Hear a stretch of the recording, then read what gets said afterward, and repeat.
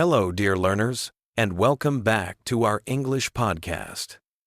This space is for you to immerse yourself in authentic English, grasp useful expressions, and refine your listening. Think of every episode as a tool that will equip you for real-life situations. Stay motivated, keep your mind open, and remember that every small step counts. Now, let's move forward into the story we'll share today.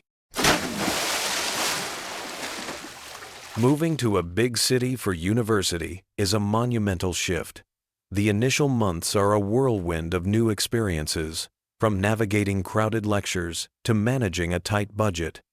After the first 3 to 6 months, once the rhythm of student life becomes familiar, a pressing question emerges. Should I get a part-time job? The benefits are clear. It lessens the financial burden on the family and fosters precious independence. However, the pressure to juggle work and studies can be overwhelming. It is a delicate balance. The fear of academic performance slipping is real. Yet, the prospect of earning my own money and gaining real-world experience is incredibly tempting. This decision requires careful evaluation of my priorities and capabilities. I must assess my weekly schedule to find any feasible windows of time. The key is to start small and choose wisely. For those who decide to take the plunge, the first step is finding a suitable job. The city offers a myriad of opportunities, but not all are created equal. It is crucial to find a role that offers flexibility to accommodate your class schedule. The initial goal is not to earn a fortune, but to gain initial experience and learn time management. This phase is about adaptation and understanding the dynamics of the working world. A good first job can teach responsibility and discipline without completely disrupting your academic life. It is a practical step towards that coveted independence. After much evaluation, I decided to find a job that offers maximum flexibility. The role of a shipper or delivery driver seems to accommodate my erratic university timetable perfectly. This job requires a motorbike and a smartphone. It is popular among male students, but is increasingly accessible to females, especially for delivering food and small packages. The logical first step is to accept small, easy orders to learn the routes and the system. It is advisable to learn from experienced colleagues. They can share invaluable tips on navigating traffic and managing orders efficiently. The main appeal is the freedom to choose my working hours, which is crucial for maintaining my study balance. Another common opportunity is working as a waiter or waitress in a private cafe or restaurant. This job is suitable for many students. It is generally advisable for females to choose casual dining spots and avoid bars to ensure a safe environment. Selecting a place with a convenient location is paramount to save time and commuting costs. The downside is the lack of flexibility, as shifts are often fixed. The income is stable, but a significant drawback is the potential for mandatory overtime, which can disrupt carefully planned study schedules. This can add unexpected pressure. A step up from small cafes is working for a famous branded restaurant. These establishments offer a more structured environment with clear protocols. The training is often more formal, providing excellent experience in customer service and corporate operations. The income remains stable, sometimes with added benefits. However, the rigid schedule and strict rules mean very little autonomy. The drawback of mandatory overtime remains a serious concern. Meanwhile, it is absolutely critical to steer clear of too-good-to-be-true opportunities on social media. Many online jobs promising easy money are scams. They often involve questionable tasks and can lead to financial loss or legal trouble. Vigilance is non-negotiable. The world of online work is treacherous for newcomers. Many schemes are designed to exploit students seeking quick cash. They may ask for an initial investment fee or involve fraudulent activities like writing fake reviews. The potential consequences are severe, ranging from losing money to facing legal repercussions. The isolation of working online can also make it harder to seek help or advice.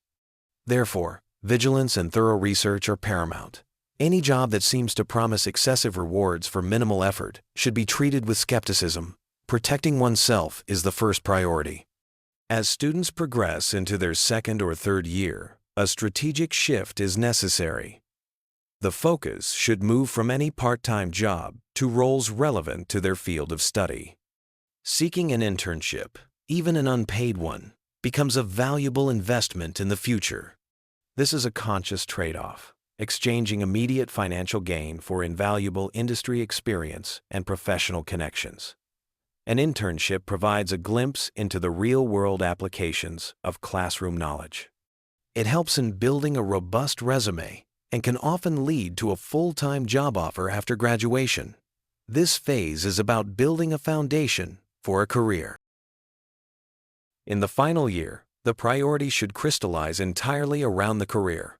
Part-time work, if necessary, should be exclusively within or adjacent to one's chosen discipline. This strategic approach maximizes the relevance of every working hour. The experience gained is directly applicable, making the transition from university to the workplace much smoother. It demonstrates commitment to future employers. While the financial compensation might be lower than a regular part-time job, the long-term benefits are immensely greater. This is the time to leverage student status to secure a professional head start. So, is a part-time job advisable for a student? The answer is not a simple yes or no. It is a deeply personal calculation. The benefits are substantial, from reducing the financial burden on one's family to accelerating personal growth and independence. It teaches practical skills like time management, discipline, and responsibility. However, the drawbacks are equally real. The constant pressure to juggle commitments can lead to burnout and fatigue. The potential cost is a decline in academic performance if one becomes too ambitious with work hours. The key is to make a mindful choice, always putting your primary role as a student first. For those who choose to work, the evolution of the job should mirror your academic journey. Start with flexible jobs for adaptation. Then, transition strategically towards roles that build your career, even if it means a trade-off in pay. The ultimate goal is to graduate not just with a degree, but with experience, connections, and a clearer sense of your potential. If the balance becomes too overwhelming, it is okay to step back. Your education is the main investment. A part-time job should complement it, not compromise it. Choose wisely. Work smartly. Do not blame yourself if you cannot recall every single word. You are in the middle of a long journey, and each step, even the mistaken ones, has value. Errors are not a reason for regret. They simply indicate that you are progressing. Everyone develops at a different pace, and what matters most is selecting a method that feels suitable for you. Some prefer writing notes, others prefer listening repeatedly. Try both, or even practice while cooking or tidying your room. What may appear to be a small effort today will eventually develop into a stronger skill tomorrow. Thank you for staying with me. Take care of yourself, and I will see you in the next session.